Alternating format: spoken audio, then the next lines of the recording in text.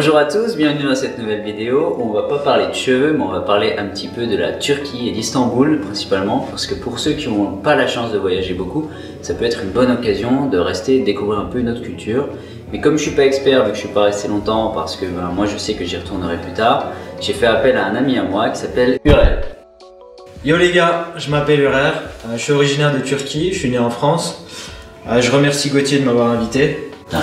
Je vais vous parler de la Turquie aujourd'hui, plus en détail parce que j'ai été plusieurs fois en Turquie, puis plus spécialement d'Istanbul.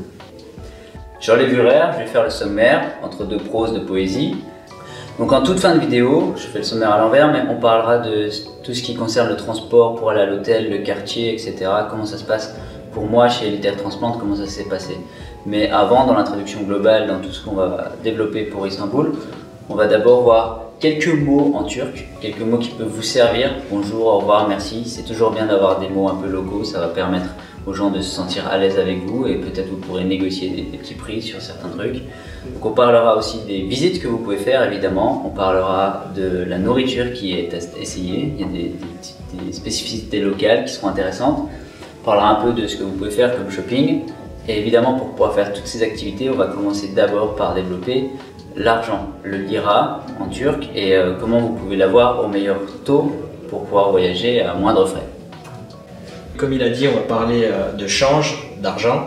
En Turquie, qui est le lira, en français on dit lire turc. 1 euro signifie à peu près aujourd'hui 1 euro pour 6,50. Dès que vous arrivez à Istanbul, c'est bien de faire un change de 50 euros dans l'aéroport. Vous en avez besoin pour boire, pour manger, pour prendre le bus ou le taxi.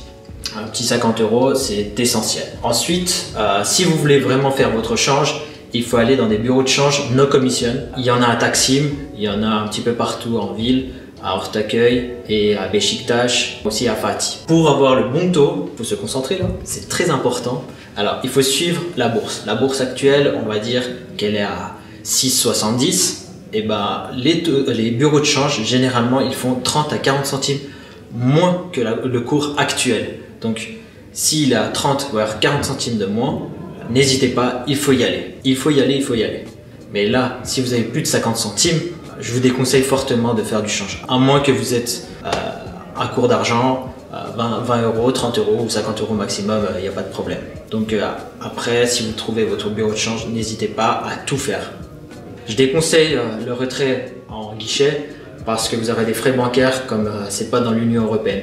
À moins que vous avez une carte internationale Gold, je ne sais quoi, là vous n'aurez pas trop de problèmes sur les frais. Donc pour une personne, si vous allez une semaine, il faut compter à peu près 500 euros pour toutes les visites, shopping, à manger, tout ce que vous avez besoin. 500 euros, c'est l'idéal. Donc, si vous n'avez pas trop d'argent comme moi, donc 500 euros à peu près, il ne faut pas hésiter à prendre une carte de transport pour circuler dans Istanbul. Istanbul, beaucoup de bus, des lignes de tram, le métro, des ferries pour passer entre l'Asie et le côté Europe. Et tout ça grâce à une carte qui est Istanbul Carte.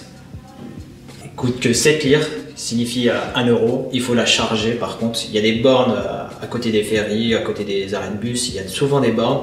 Vous devez mettre votre carte et puis insérer que des billets. Aucune pièce n'est acceptée. Vous pensez que vous allez visiter tout Istanbul, etc. Un petit 50 lire, ce sera pas mal.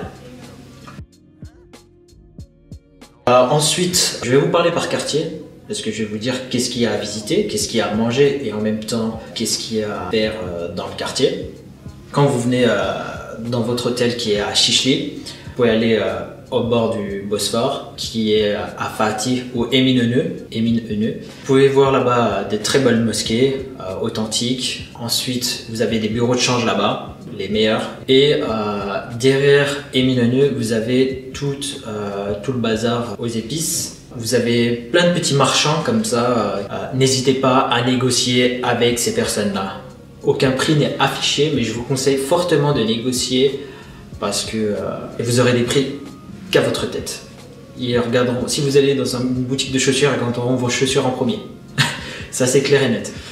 et attribueront un prix à la tête. Donc n'hésitez pas à négocier, notamment quand vous rentrez dans une boutique pour amorcer une discussion, n'hésitez pas à dire merhaba qui veut dire bonjour, nasılsın ça veut dire comment tu vas. Bon, après c'est moins courant quand on va négocier, mais quand vous n'êtes pas d'accord avec le marchand, vous pouvez dire yok, c'est dire non. Et puis quand il vous dit un prix, il dira que en lire. N'essayez pas de payer en euros, ils vous arnaqueront. Sinon ils sont très sympas, accueillants.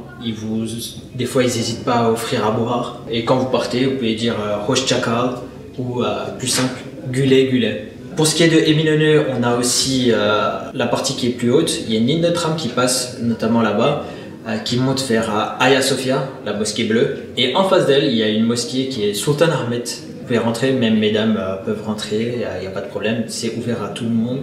Et Sultan Ahmet, c'est une mosquée gratuite. Vous pouvez rentrer, c'est gratuit. Pour ce qui est du musée de la Sainte-Sophie, c'est payant. Et vous avez une carte si vous voulez, vous pouvez acheter en ligne ou sur les guichets. C'est un pass pour plusieurs musées, après c'est à votre choix. La Sainte-Sophie qui est intéressante à voir parce que elle a été conquise par les Byzantins et ensuite par les musulmans ottomans. Et ensuite, vous avez à côté plein de restaurants qu'il ne faut pas hésiter à aller, ils sont très connus, juste autour de la Sainte-Sophie notamment. Et derrière la Sainte-Sophie, vous avez Topkapı musée, c'est le palace royal des Ottomans. Après, il faut prendre un guide pour comprendre qu'est-ce qui s'est passé, pourquoi c'est le palais et puis qu'est-ce qu'ils ont stocké. Ensuite, quand vous avez fait Topkapı, vous avez le tram qui est juste en face, vous pouvez le prendre avec votre Istanbul carte et accéder au Grand Bazar qui a 2 arrêts plus haut. Arrivé là-bas, vous avez plein de restaurants très authentiques où vous pouvez manger des pidets essentiellement qui sont très bons là-bas. Et vous avez le Grand Bazar qui est un vrai labyrinthe. Moi qui suis allé une dizaine de fois, je ne retrouve pas l'entrée ni la sortie de cette chose.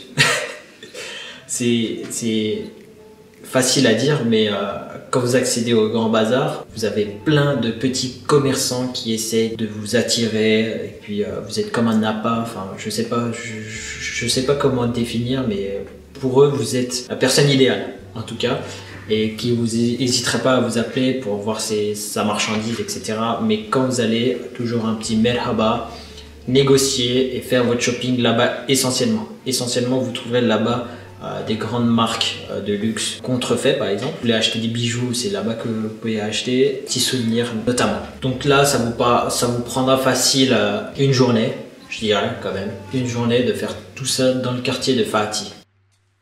Bonjour, désolé, je fais une petite coupure dans cette vidéo parce qu'en fait, voilà, que je me suis pas rendu compte quand j'ai commencé à filmer la vidéo avec Urer.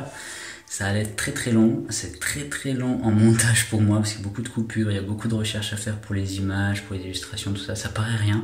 J'ai tenté des choses aussi, des effets spéciaux, des trucs comme ça se voit pas forcément, mais j'ai tenté des trucs et ça m'a pris vraiment longtemps parce que ma version d'Adobe Premiere est vraiment toute moisie. Et du coup ça bug, c'est galère, ça lag et ça me prend, un truc qui devrait prendre 5 minutes peut me prendre 30 minutes, 2 heures des fois. Donc voilà, je m'excuse déjà pour ça parce que ça a vachement ralenti le rythme des vidéos et ça va encore impacter les suivantes. Et après tout ça, eh bien en fait du coup j'ai divisé cette vidéo en 2. Donc il y a la première partie qui sort aujourd'hui. Il y a une deuxième partie qui va sortir un peu plus tard. Entre temps, je vais peut-être mettre la vidéo review des 8 mois parce que ça y est, c'est passé et j'aimerais bien vous en parler un petit peu parce que j'ai pris des décisions assez importantes sur la suite. Il me reste quand même 4 mois de pure évolution à documenter. À partir de ça, il y a encore une vidéo, parce que je comptais l'inclure dans la vidéo sur Istanbul, mais finalement je divise, une vidéo qui va parler du quartier, qui va parler de l'hôtel un peu que j'ai eu pour Elitaire Transplant, parce que je trouve que c'est assez important, parce que c'est quand même une partie du moment de la greffe qui est majeure, puisqu'on va rester à l'hôtel quand même pour se reposer et tout ça, il faut que la nourriture soit bien et tout. Donc voilà, c'est important pour moi.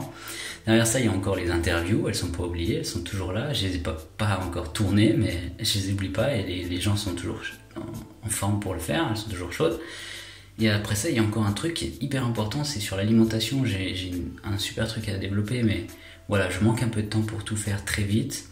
Mon logiciel m'aide pas, je recherche un nouveau job, etc. Je raconte pas toute ma vie, mais voilà. Donc je suis désolé si les contenus sont un peu plus éparses, mais vous inquiétez pas, tout arrive. Et voilà, je voulais juste vous dire que c'est coupé. Ça fait un petit message un peu long pour conclure la vidéo, mais j'espère que vous m'en voudrez pas.